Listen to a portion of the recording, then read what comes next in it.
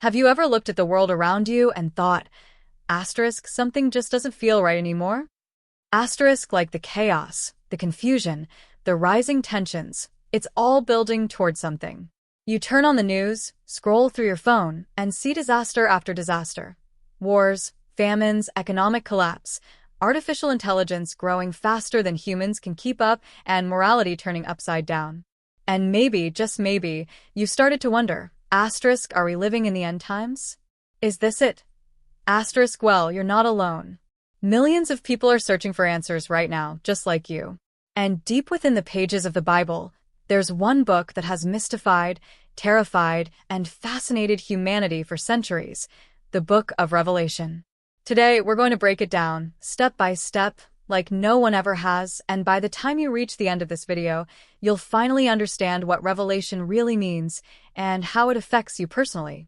This isn't just some ancient prophecy from 2,000 years ago. It's unfolding right in front of your eyes.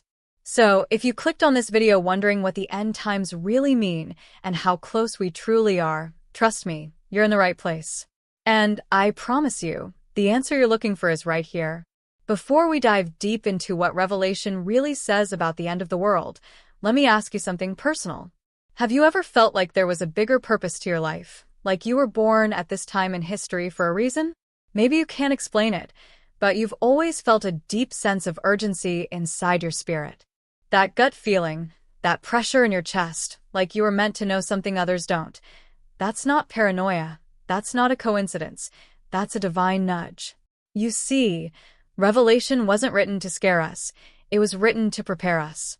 But the problem is, for too long, it's been locked away in symbolism, strange creatures, beasts, numbers, and terrifying visions that most people either ignore or completely misunderstand. Some preachers use it to scare people, others avoid it altogether. But today we're doing something different. We're going to explain the Book of Revelation in a way that makes it feel real, personal, and clear, like a message written directly to you in today's world. Now, I want you to stay with me. Don't just skim or skip ahead. Because the truth is, the moment you clicked on this video, you stepped into something far greater than just watching content. You're stepping into a spiritual journey, one that could completely change how you view time, history, and your own soul. And right now, more than ever, you need to understand what's coming. Because the signs are everywhere. Record-breaking natural disasters. Global alliances shifting in ways that match prophecy. The rise of one-world ideologies. Even technology that sounds eerily similar to the mark of the beast, a term you'll understand clearly by the time we reach that part of the video. But let's be honest, most people don't want to talk about the end of the world. It's uncomfortable, right? It's easier to distract ourselves, keep scrolling, keep laughing, and pretend that everything is fine. But deep down, we all know something is about to change forever. So let's make a deal. If you give me your full attention for the next few minutes, I'll give you more clarity and insight than you've ever had about the Book of Revelation. I'll walk you through every major vision, every symbol, and most importantly, what it all means for your life, your family, your future. We'll cover the 4 horsemen of the apocalypse, the 7 seals, the rise of the Antichrist, the Great Tribulation, the mark of the beast, and the return of Jesus Christ in all his glory. These are not just fantasy elements from a Hollywood movie. They are divine revelations that hold the key to understanding why the world is spinning out of control and what comes next. You're going to see how every chapter in Revelation fits into the chaos we're living through right now, from political division to global instability to spiritual deception. And don't worry, I'm not here to hit you with 1,000 verses all at once or overload you with theology. This is a real conversation between you and me. You're not here by accident. Maybe you're going through something, a divorce, a job loss, depression, spiritual confusion, and you just want answers. You're tired of being lied to by the media, by fake prophets, and even by churches that only care about growing their brand instead of feeding your soul. That's why this moment matters. Because Revelation was written to uncover the truth, and apocalypse doesn't actually mean destruction. It means unveiling. And what's about to be unveiled in your mind might just wake something up inside you that's been sleeping for too long. Let's set the scene. The Book of Revelation is written by John, the last living disciple of Jesus, who was exiled to the island of Patmos. He was isolated, abandoned, and left to die. But it was in that moment of complete loneliness that heaven opened up to him. Think about that. When everything around him fell apart, when his world was at its lowest, that's when God gave him a vision of what's coming next for all of us. Maybe that's how you feel right now, stuck, isolated, searching for hope. But it's in that exact place where revelation begins to speak the loudest. In the vision, John is shown mind-blowing scenes, strange beasts, thunderous voices, lakes of fire, angels with trumpets, scrolls sealed by God himself. But underneath all the terror and symbolism, there's a message of hope, a blueprint for survival. Revelation isn't just about destruction. It's about victory, truth, and the ultimate return of justice to a world gone mad. You'll see that everything that's happening now, from political unrest to spiritual warfare, is a prelude to something much greater. Revelation tells us that evil doesn't win. Lies don't win. Death doesn't win. In the end, God wins. And if you truly understand what that means, fear will start to lose its grip on your heart. But here's the kicker. Most people will miss it. Just like in the days of Noah, people were eating, drinking, partying, laughing, right up until the flood came. In today's terms, they were binge-watching shows, caught up in celebrity drama, glued to TikTok and Instagram, while the world beneath their feet was shifting. Revelation warns us that there will come a time when people will beg for truth, but won't be able to find it. And I need you to ask yourself, if that moment came today, would you be ready? Not religious, not perfect, not super spiritual, just ready. And that's why we're doing this. Because I want you to be equipped. Not scared, not confused, but awake. This isn't about doom and gloom. It's about understanding the greatest story ever told and where you fit in it. It's about being prepared for what's already happening around us and what's still to come. We're going to break down the 7 trumpets, the 7 bowls, and the final battle between good and evil in a way that doesn't just make sense. It transforms your perspective on life, death, purpose, and eternity. So take a breath. Lean in. Grab a notebook if you want. Because what you're about to hear isn't just information, it's revelation. And once you see the truth, you'll never be able to unsee it. We'll explore the mystery of Babylon the Great, who she really represents. We'll expose the spiritual deception that's already happening in churches, media, and governments. And when we get to the moment where the skies split open and the true king returns, you'll understand why Revelation is the most powerful, most urgent, most soul-awakening book in the entire Bible. But be warned, once you start to understand it, your entire worldview may shift. Some of the things you thought were harmless might suddenly look dangerous. Some of the leaders you trusted might start to look like wolves in sheep's clothing. You'll begin to spot the signs in everyday headlines in technology, in culture, and maybe even in your own life. And you'll start to realize the end times aren't coming. They're already here. So, are you ready? Because in just a few moments, we're going to open the first seal, the beginning of the end, and what it reveals will blow your mind. But first, there's something else you need to see. Something hidden in plain sight. Something so simple, most people miss it, and it might just be the key to surviving what's coming next.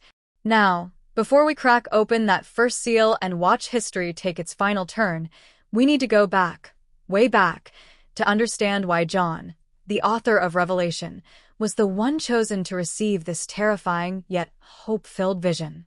Because you see, this wasn't just a random prophetic download. This was personal. By the time John found himself banished to the lonely, wind-beaten island of Patmos, he had lost almost everything. Every close friend he had, Peter, James, Andrew, Philip, had already been executed for preaching the gospel. Rome was hunting down Christians like criminals, dragging them out of their homes, burning their scrolls, and silencing anyone who dared speak the name of Jesus. Imagine that kind of fear pressing down on your chest every day. Imagine living in a world where telling the truth could cost you your life. That's the kind of world John was in. And in that pressure cooker of persecution and loss, he didn't turn bitter. He didn't hide. He worshipped. Alone on the jagged rocks of Patmos, surrounded by nothing but sea and silence, John pressed into prayer, and that's when heaven opened. Now, that part? That's already mysterious enough. But here's where it gets deeper. The vision John receives isn't just one long, flowing dream. It's broken, fragmented, violent. In one scene, there's a throne surrounded by strange beasts. In the next, there's a scroll that no one in heaven or earth can open, except for one figure, a lamb that looks like it has been slain. Immediately, we recognize the lamb as Jesus. But think about it. Why a slain lamb? Why not a roaring lion, a mighty king, or a sword-wielding warrior? Why would God choose to reveal the future of the entire world through the image of something so fragile, so vulnerable? That's the first twist. Revelation is filled with paradoxes like this, symbols that make you pause and question what you thought you knew about power, control, and destiny. And that's by design. Because as you start peeling back the layers, you begin to realize something unnerving. Not everything is what it seems. Take the churches, for example. In the beginning of the vision, Jesus sends messages to 7 churches in Asia, churches John personally knew. On the surface, these are just letters. But hidden within the wording are coded warnings. One church is praised for its endurance, but told it's lost its first love. Another is warned that it's spiritually dead, even though it looks alive from the outside. These weren't just instructions for ancient believers. These messages echo through time and land right at the feet of the modern-day church. And if you're paying attention, you start to see the patterns. Religious leaders obsessed with influence. Congregations trading truth for popularity.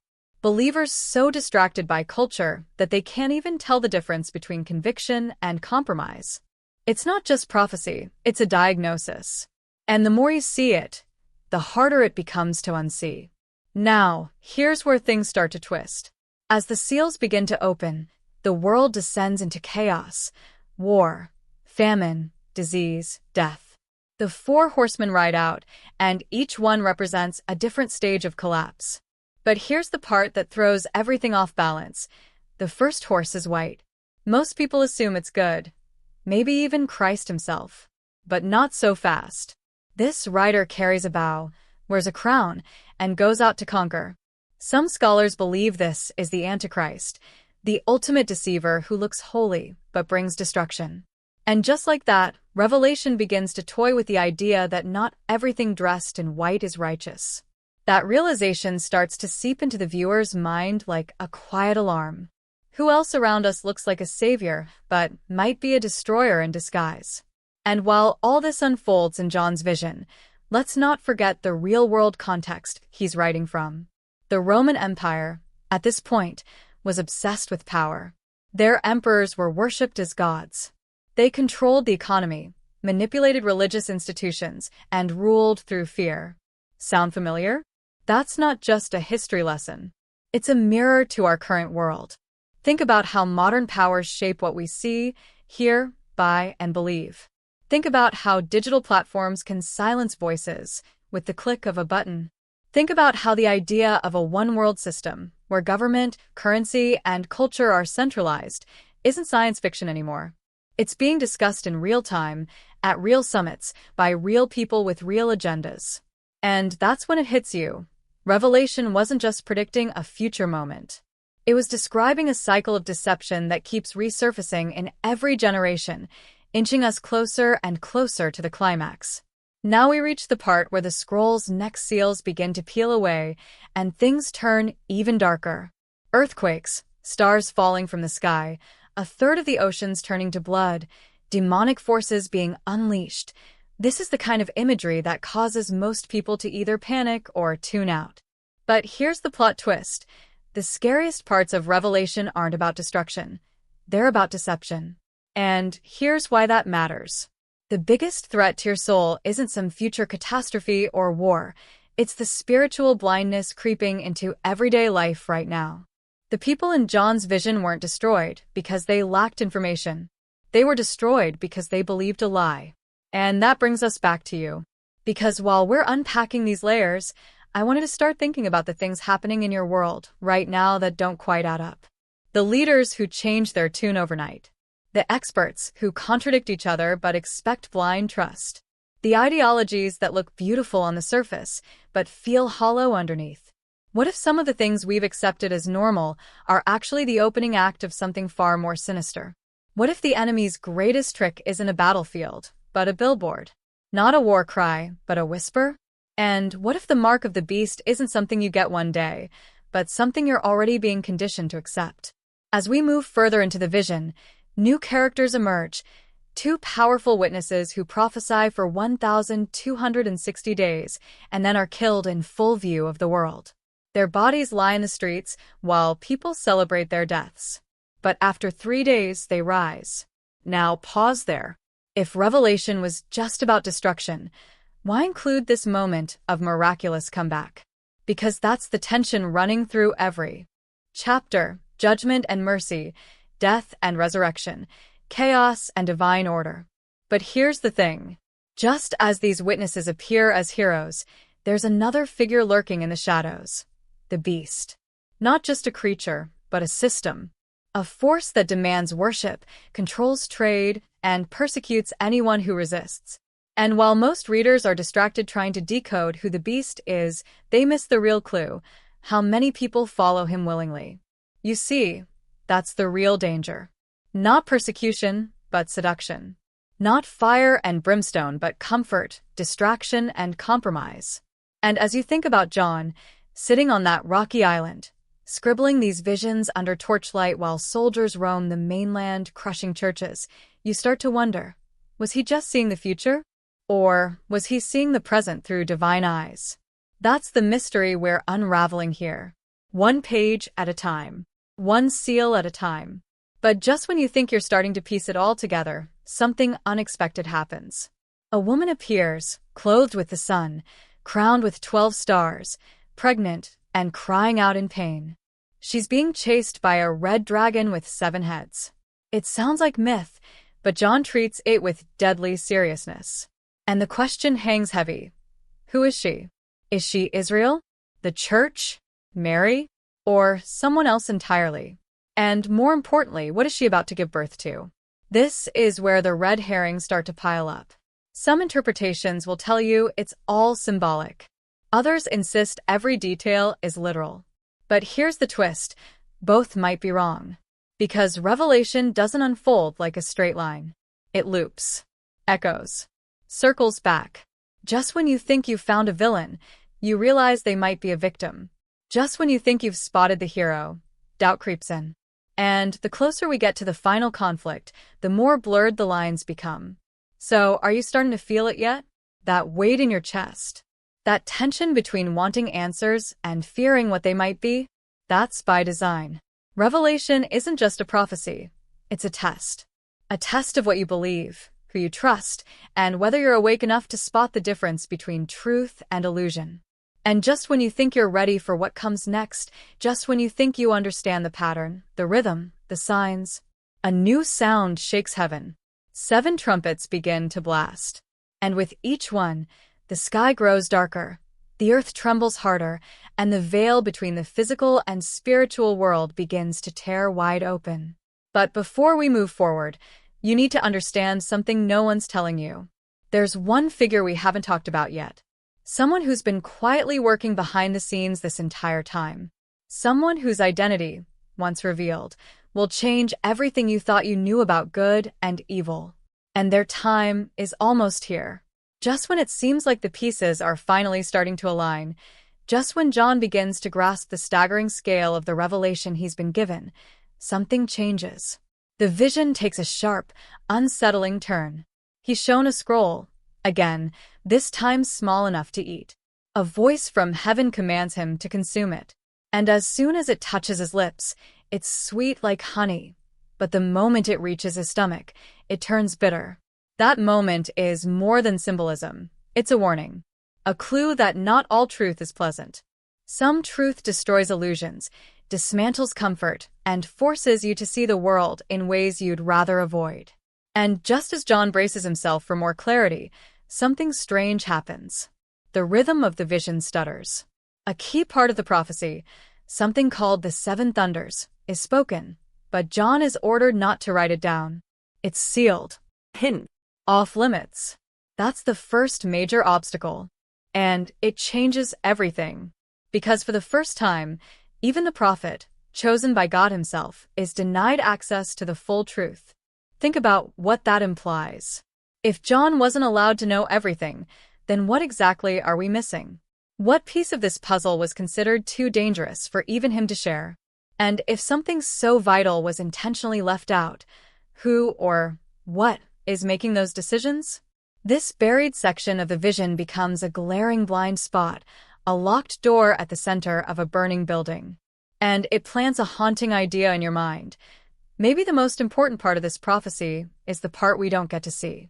But that's only the beginning. As the trumpet blasts continue and the judgments intensify, John is swept into another vision, one of a mighty angel measuring the temple. This temple isn't just a structure, it's a boundary, dividing the sacred from the profane. But here's where it gets strange. Part of it is excluded, left out, trampled. And again, the pattern emerges: selective revelation, selective access. There are parts of God's plan that remain protected, withheld, hidden behind divine doors we aren't meant to open. But why? Is it to protect us or to test us? And just when you think the mystery couldn't deepen any further, an unexpected voice breaks through the silence. One of the few remaining believers in John's inner circle, someone he thought he could trust, sends a message. A warning. Not about Rome, not about the beast, but about him. The message is cryptic. Stop writing. You've gone too far. They're watching now. Who's watching? The Romans? The church? Or something else entirely? The betrayal hits hard because it's not coming from an obvious enemy. It's coming from someone who knew the path, who once shared the mission.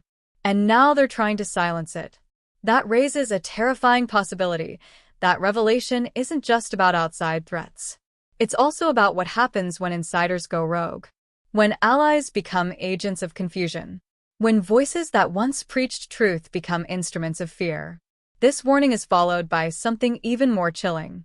A section of John's original manuscript, words he wrote while in the throes of divine ecstasy, disappears. Not misplaced, not damaged. Gone. Vanished. Entire paragraphs ripped from the scroll, with no explanation. And suddenly the other believers who had been helping him record the vision grow distant. Tense. Some of them begin to doubt him. Others go silent. One even suggests that maybe John isn't seeing God's vision at all. Maybe he's lost his mind, hallucinating on isolation and grief. These whispers become daggers. And for the first time, John is unsure. Not of what he saw, but of who he can trust to help him preserve it. And while this internal doubt grows, so does the external pressure. Roman ships begin circling Patmos more frequently. Strange signals are seen in the sky.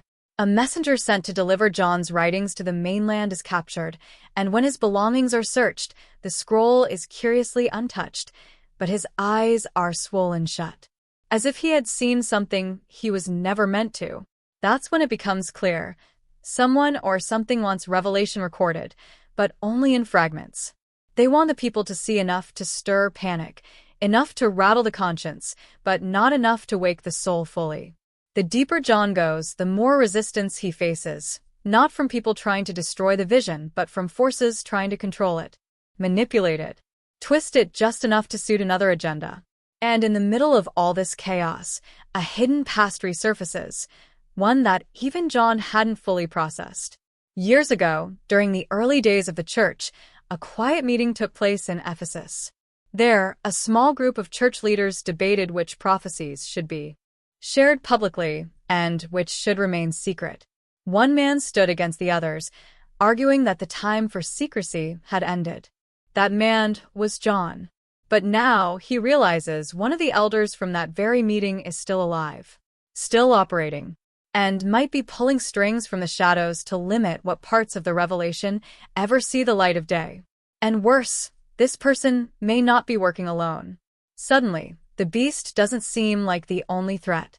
There are multiple layers to this story, some written in heaven, others hidden in back rooms of temples and thrones. And John? He's caught between them, trying to be faithful, trying to write. But with every page he pens, another piece of the truth disappears, another warning arrives, another friend turns cold. And just as he's about to reveal one of the final symbols, the image that ties all the timelines together, the key to decoding the mystery of Babylon itself, a shadow crosses the cave entrance. Footsteps. A voice whispers from outside. You were never supposed to finish this. And then, silence. As the weight of the whispered threat hangs heavy in the air, John's mind races, but the scene shifts abruptly to another place entirely, a bustling city miles away from the rugged shores of Patmos. There, in a dimly lit chamber tucked behind the grand facade of a temple, another figure wrestles with shadows of their own. This is Lydia, a young scribe and close confidant to John, entrusted with the task of transcribing his visions into scrolls that could one day shape the fate of countless believers. Unlike John, Lydia has lived her whole life within the fragile walls of civilization, where politics, power, and deception weave their tangled web with far more subtlety. Yet, despite her sheltered existence, she too has started receiving messages, cryptic notes left in her quarters, warnings scribbled on the margins of her own writings, and the chilling presence of unseen watchers lurking just beyond her line of sight. Lydia's experience mirrors John's in unnerving ways, but deepens the mystery in ways he could never have imagined. While John wrestles with divine visions and fragmented truths, Lydia grapples with human treachery, with whispers of betrayal that challenge her every conviction. A new piece of evidence surfaces, an ancient scroll, smuggled into her hands by a stranger cloaked in secrecy, that contradicts everything John has recorded so far.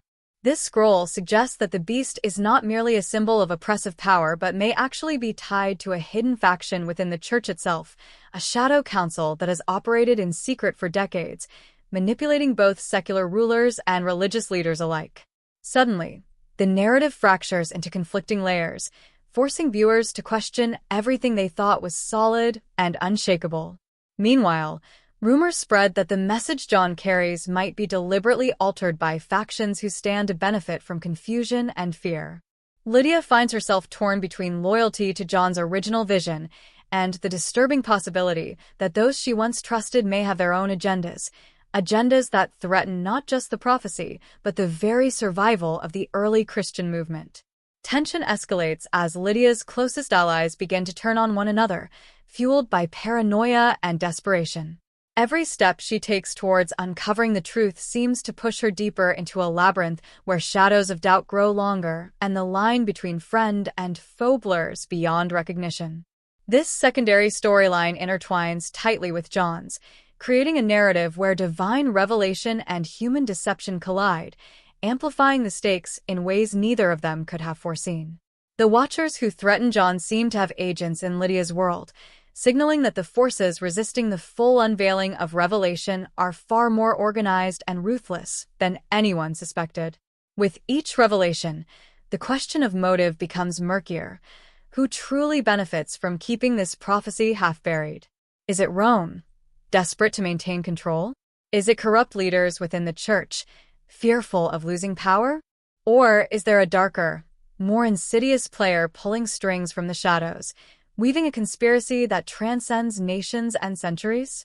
As viewers, we are drawn deeper into this tangled web of mystery, forced to reassess loyalties, challenge assumptions, and brace ourselves for a truth that feels increasingly elusive. The stakes soar beyond individual survival. What's at risk is the very essence of faith, hope, and destiny. And just as Lydia uncovers a hidden cipher embedded in one of John's missing passages, a clue that could unlock the secret identity of the beast and expose the Shadow Council, a sudden betrayal shatters her fragile trust, setting into motion a chain of events that threatens to unravel everything. At the exact moment when the first trumpets of revelation blast across the skies and the world teeters on the edge of apocalypse, this secondary storyline weaves an even more complex and unpredictable tapestry of suspense.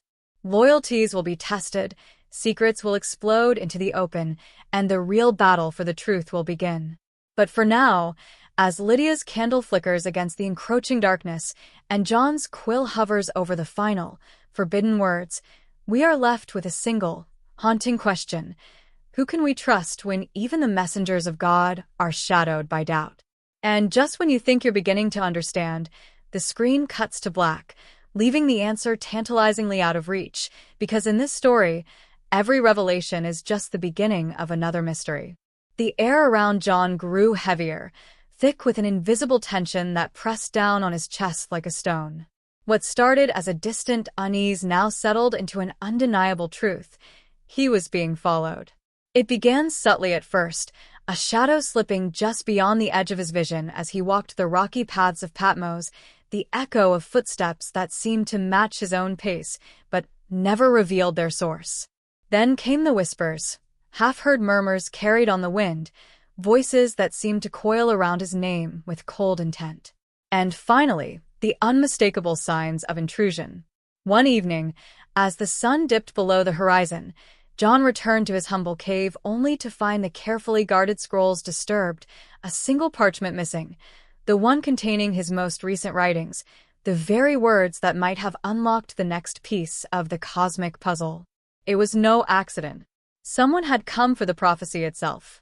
In the stillness of the night, fear settled into John's bones like a slow poison. He could no longer dismiss the creeping dread as mere paranoia. Every sound became a potential threat, every shadow a looming enemy. But the terror was not only in the pursuit, it was in the loneliness that followed. The people he once trusted, those who had stood by his side through visions and persecution, now kept their distance, their eyes averted or clouded with suspicion.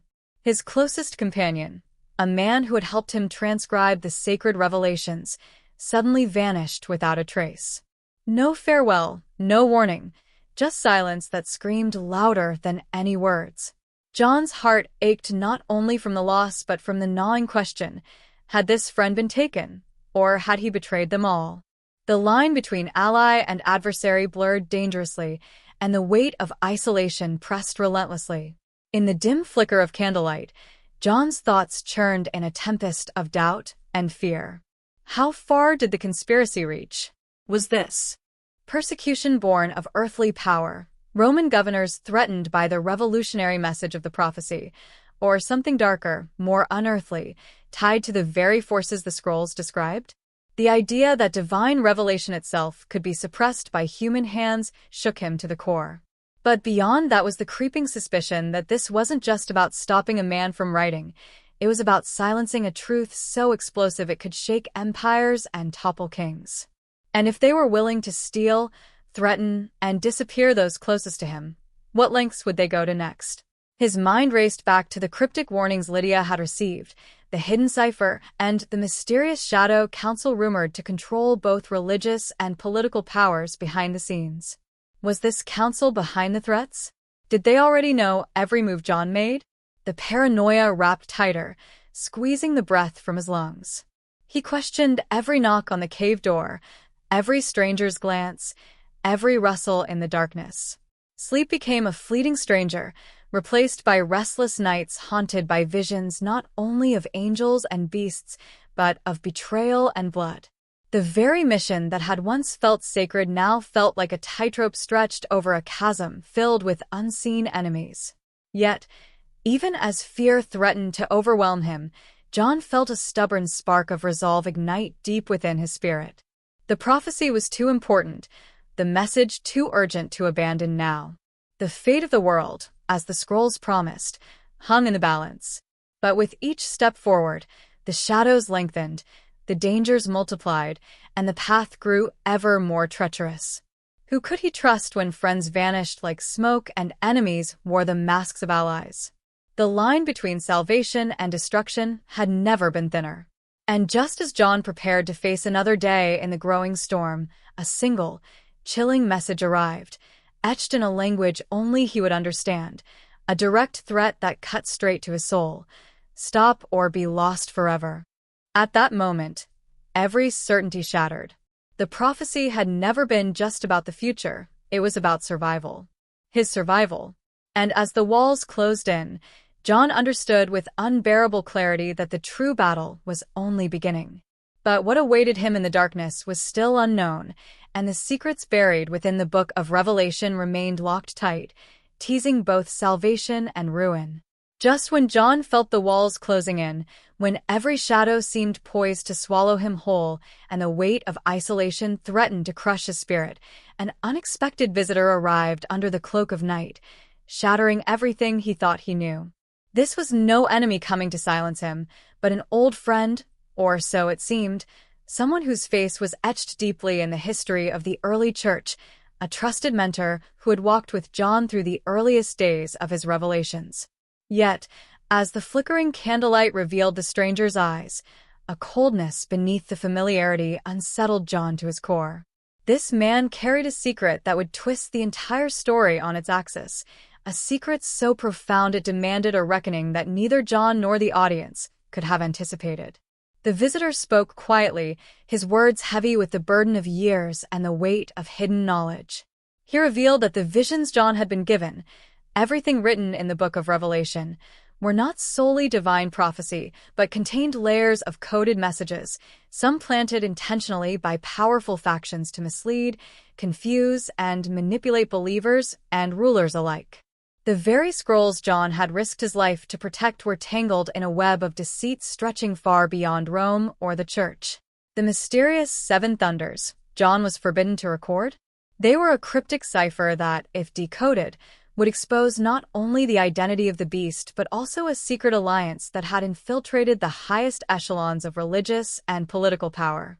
More shocking still was the revelation that someone within John's own circle, the very people he thought were his closest allies, had been feeding misinformation to him all along, shaping his visions in ways he never realized. This twist rocked the foundation of everything John believed, and it forces viewers to ask, how much of the prophecy was pure divine truth, and how much was a carefully crafted narrative, manipulated by hidden hands? It wasn't just a battle between good and evil anymore. It was a chess game played with pieces disguised as prophets, priests, and kings. The lines blurred between messenger and deceiver, friend and foe, salvation and destruction. And the ultimate question rose like a tide. Could John even trust his own visions? Or was he an unwitting pawn in a grander scheme designed to control hearts and minds through fear and confusion? As the visitor slipped back into the shadows, leaving John to grapple with this staggering betrayal, the prophecy itself seemed to pulse with new meaning. Every symbol, every beast, every trumpet took on a dual nature, both divine and diabolical, revealing and concealing. The story viewers thought was a straightforward unveiling of the end times now twisted into a complex puzzle of hidden agendas, secret societies, and spiritual warfare fought not just in the heavens, but in the very hearts of those chosen to bear witness. The mystery deepened, the stakes soared, and the simple search for truth transformed into a desperate struggle to distinguish light from darkness, when both wore the same face. And just when you believe you understand, the screen fades to black with one last chilling question echoing in the silence. If the prophecy itself can be manipulated, then what is the truth, and who will have the courage to find it before it's lost forever? John stood alone in the flickering glow of the cave, the weight of the visitor's revelations pressing down on him like a storm about to break. The truth he had held onto so fiercely was no longer a clear beacon but a twisting maze where every step risked betrayal or ruin. His mind reeled as he realized that those closest to him might not be allies but conspirators, shaping his visions and manipulating his fate. Among the faces that crowded his memories, one loomed larger and more troubling than the rest: Lydia. The faithful scribe who had shared his burden, who had been the keeper of his words and the guardian of his trust, was now shadowed by doubt. Could she be part of the Shadow Council, the secret faction whispering lies into his ears? Was her loyalty genuine, or had she been playing a deeper game all along? The question clawed at his soul, tearing at the very foundation of their bond. That very night, John confronted Lydia in the quiet of their shared chamber, the flickering candlelight casting dancing shadows across their faces. His voice trembled not from fear, but from the crushing weight of betrayal and hope tangled together. He demanded the truth. Was she truly with him, or had she been complicit in the darkness closing in around him? Lydia's eyes, wide with a mixture of hurt and fear, met his, but her silence only deepened his torment. Suddenly, the conflict was no longer cosmic or prophetic. It was painfully human, a test of trust between two souls caught in the crossfire of fate. Their conversations spiraled between accusations and desperate pleas, each word raising the stakes higher, until an impossible ultimatum shattered the fragile moment. Lydia revealed that her silence was protection, that powerful enemies had threatened her life and the lives of those she loved if she spoke out. She warned John that pressing further would bring destruction not just upon him but everyone who dared stand with him. John was faced with a choice that felt like a razor's edge cutting through his heart: protect the fragile circle of trust and safety that still clung to life around him, or expose the truth in all its terrifying clarity, risking everything he had fought for, including Lydia's life. The prophecy demanded courage, but the cost was now painfully clear. There were no simple victories, no clear heroes, only a brutal fight to hold onto faith and truth when both seemed to slip further from grasp. This decision haunted him deeply, the loneliness of leadership more acute than ever before, as he weighed the consequences of silence against the peril of revelation. Meanwhile, the shadows outside the cave lengthened, and the presence of unseen watchers grew more oppressive. Messages arrived, silent threats etched in ancient symbols, warnings that the next step would be John's last if he did not surrender the scrolls. The pressure was relentless, the stakes climbing higher with every breath. Each heartbeat echoed with the question: how much must one sacrifice to uncover a truth that others want buried forever? The prophecy of the end times no longer seemed distant or abstract. It had become an urgent, personal battle where faith collided violently with fear, where trust was fragile and betrayal lurked behind every door. John's struggle was no longer just about visions or destiny. It was about survival, about the fragile humanity that held the line against the coming darkness. And just as John wrestled with this impossible choice, the flicker of a shadow outside the cave caught his eye, a silent signal that the enemies were closing in, that the clock was ticking faster than ever before. The question hung heavy in the night air, unanswered and relentless. Would he choose safety or truth? Loyalty or revelation? The cost of either path was unknown, but one thing was certain: there was no turning back now. John's world shattered with the speed of a thunderclap, the quiet moments of doubt erupting into a storm of revelation that left him breathless. The conspiracy he had thought was limited to shadowy figures whispering threats in the night was, in fact, a sprawling network of power and deception reaching far beyond Patmos, beyond Rome itself, stretching into the very heart of the early church and the imperial throne. The truth hit him like a relentless wave. This was not just his fight, but a battle that implicated everyone he cared for, everyone who held even a flicker of faith in the coming salvation. Allies were enemies in disguise, and enemies wore the faces of trusted friends. The lines blurred until John could no longer trust what he saw, what he heard, or even what he believed. As the sun set behind jagged cliffs, casting long shadows across the rugged island, John received a message that cut through the fog of confusion, a letter penned in a hand he once thought loyal, sealed with a symbol known only to the secret council. The words inside shattered the fragile trust he had clung to. Lydia was not just a scribe caught in the crossfire, but a deliberate agent of the very faction trying to suppress the prophecy. She had been feeding falsehoods into his visions, twisting the divine message to serve a hidden agenda aimed at consolidating control over the church and the empire. The betrayal was a dagger in his back, sharp and cold, cutting through years of camaraderie and faith. The person he had confided in, whose hands had transcribed his most sacred words, was part of the grand design to silence the truth forever. Panic surged through John's veins, but there was no time for despair.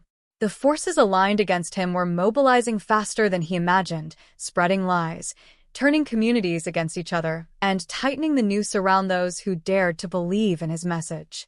Rumors whispered of arrests, disappearances, and brutal crackdowns on anyone caught possessing fragments of the Revelation scrolls.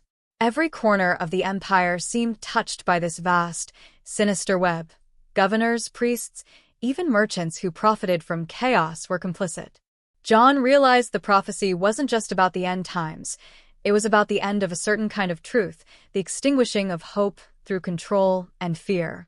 The pressure mounted as John's own life hung in the balance. The more he resisted, the more ruthless his enemies became. Friends vanished overnight.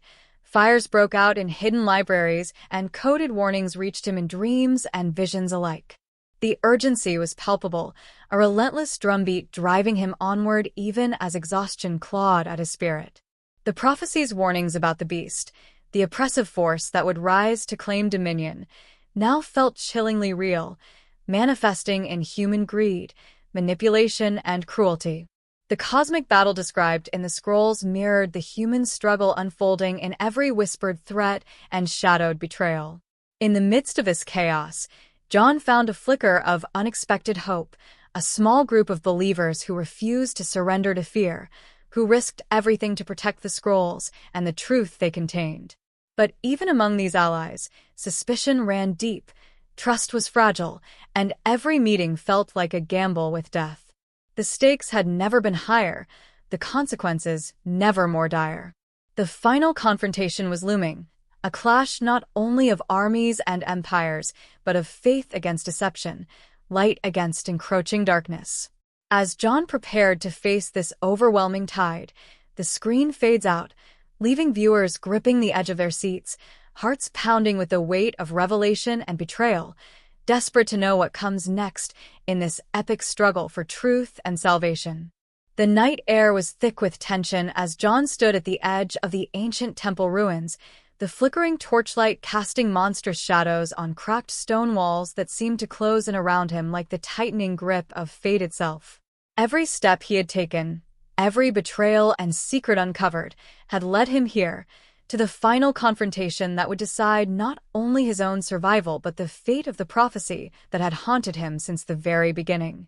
His heart pounded in his chest, a wild drumbeat of fear, determination, and a desperate hope that truth might still prevail amid the storm of lies. Across from him, cloaked in darkness yet unmistakably commanding, stood Lydia, the one person who had been both his closest ally and deepest betrayal. Her eyes glinted with cold resolve, the mask of friendship replaced by something far more dangerous, a ruthless will to control the destiny of the church and the empire through manipulation of the sacred text itself. The confrontation was electric, charged with years of trust broken and secrets revealed. Lydia spoke with a chilling clarity, revealing that the conspiracy was not merely political but spiritual, that she believed her actions were necessary to prevent chaos and maintain order by controlling the narrative of the end times. Her words twisted around John's faith like a serpent, questioning his very understanding of the prophecy and challenging the notion that divine truth could exist outside the realms of power and control. John fought to steady his voice, to hold onto the conviction that had driven him through every trial, that the revelation was a message of hope and warning, not a tool for domination. Their debate was more than a clash of wills. It was a battle for the soul of the future itself, where every word felt like a weapon, every silence a trap. Just as the tension reached its peak, and it seemed their conflict might shatter the very foundations of the temple, a sudden noise shattered the fragile silence.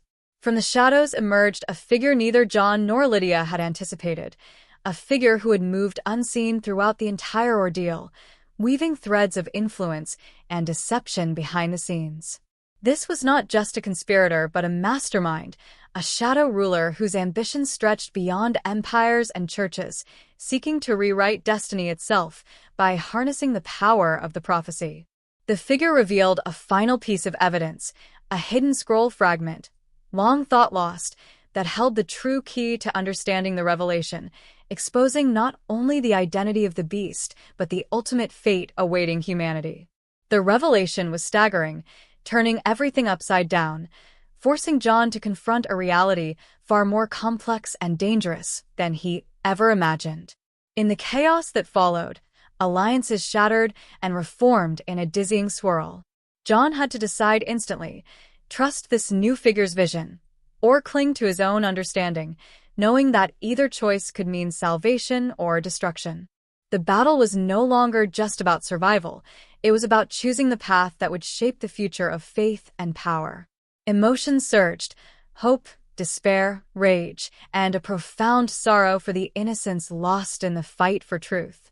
As the first rays of dawn broke through the ancient stones, casting light on the battered warriors of faith and deception, the story hurtled toward an ending that no one could predict. But just when the tension seemed to reach its breaking point, and the fate of the prophecy seemed sealed, one last twist shattered the scene, a whispered confession from the shadows, a truth so hidden it reframed everything John had fought for. The prophecy was never meant to be fully understood by any one person. It was a living message, evolving with every generation, designed not to reveal an ending, but to inspire endless vigilance, courage, and hope. The true battle was not to decode a final secret, but to live faithfully in the uncertainty of the times, to stand firm against the darkness, no matter how overwhelming. The revelation left the audience breathless, questioning not just the story's characters, but their own understanding of fate, faith, and truth. And with that, the screen fades to black, leaving viewers on the edge, hearts pounding, minds racing, and souls stirred by a mystery that refuses to be confined, urging them to seek their own answers beyond the shadows of revelation. As dawn gently spilled its light over the ancient ruins, John found himself standing amidst the echoes of a battle far greater than he had ever imagined, both outside and within. The storm of conspiracies, betrayals, and revelations had left scars not only on the world around him but deep within his soul, carving out a place where doubt and faith wrestled endlessly. Yet, amid the ruins and the fractured trust, there was a quiet moment, a fragile peace that settled like a whispered promise on the horizon. John understood now that the Book of Revelation was less about unveiling a fixed end and more about inviting humanity into an ongoing journey, one where uncertainty is not the enemy, but the space where courage, hope, and vigilance take root and grow. He realized that the true power of the prophecy wasn't in decoding every symbol or predicting every outcome, but in the call it made to every believer to stand strong in the face of darkness, to resist manipulation, and to seek truth with an unshakable heart. Though the conspiracies had been exposed and the layers of deception peeled back, the battle was far from over. Friends once thought lost were found again, their faith rekindled, but the shadows of doubt still lingered, reminding John and all who listened that vigilance must be eternal. Lydia's fate remained ambiguous, a painful reminder that even the closest bonds can fracture under the strain of fear and ambition, and that redemption and betrayal often walk hand in hand in the human story. John chose to move forward not as a conqueror of secrets, but as a humble guardian of questions, embracing the mystery of revelation not as an end to fear, but as a beginning to faith lived boldly amid uncertainty. As he turned away from the ruins, the scrolls safely hidden and protected by the faithful few who understood the weight of their charge, John carried with him a message meant not just for his time but for every generation, that the end times are not simply a distant cataclysm but a present challenge, a call to awaken, to discern, and to act with wisdom and compassion in a world forever balancing on the edge between light and darkness. This message echoed silently in the hearts of those who watched his journey unfold, stirring a restless hope that the real revelation lies not in secrets uncovered, but in the strength to face each day with faith, integrity, and an unwavering commitment to truth. And as the final scene fades, leaving the story suspended between resolution and mystery, the viewers are left with a lingering question that refuses to settle. What part will you play in this ongoing prophecy? Will you stand as a beacon of hope or be swallowed by the shadows of deception? The answer is yours to discover, as the true meaning of Revelation reveals itself not in ancient scrolls, but in the courage of those willing to confront the darkness and walk boldly into the unknown.